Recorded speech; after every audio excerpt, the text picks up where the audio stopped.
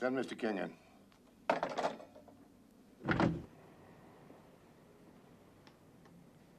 Oh, come in, Mr. King. Well, I see we've been locking horns in the newspapers lately. I'm here to find out why you have been tapping my telephones. About a year ago, you were told some of your advisors had communist connections, but you wouldn't break with them. Would that account for your planting microphones in hotel rooms I occupied during my travels? Oh, we've used the same procedure on 14 others. The Panthers, the Muslims, the Klan. Were you as free with the recording of their private activities? What do you mean, free? I'm led to believe that certain tapes were offered to the newspapers and played for the listening pleasure of politicians friendly to you, and that these same tapes were used by you to stop certain guests from attending my Nobel Prize banquet.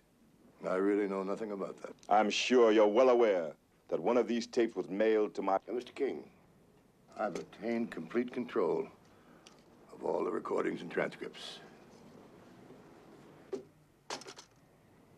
You can rely on my discretion.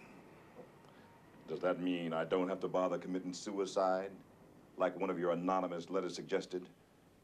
I know nothing about that either. The damage is done, Mr. Hoover. But it might be worthwhile for the people to know how America's #1 blackmailer operates. Oh, don't give me all the credit.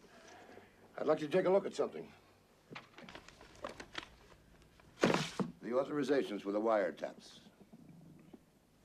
And you'll notice they're signed by the Attorney General of the United States, Robert F. Kennedy. Yeah, they're genuine.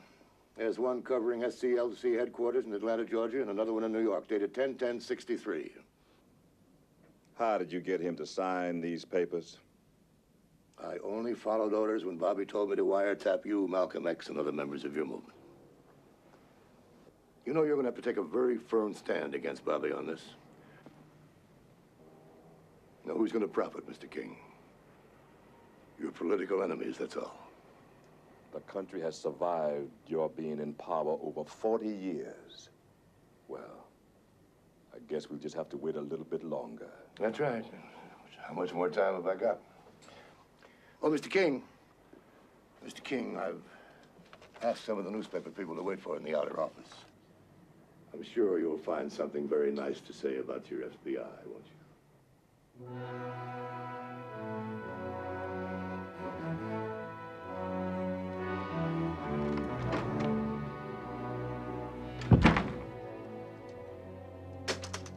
My meeting with Mr. Hoover led to a clearer understanding on both sides.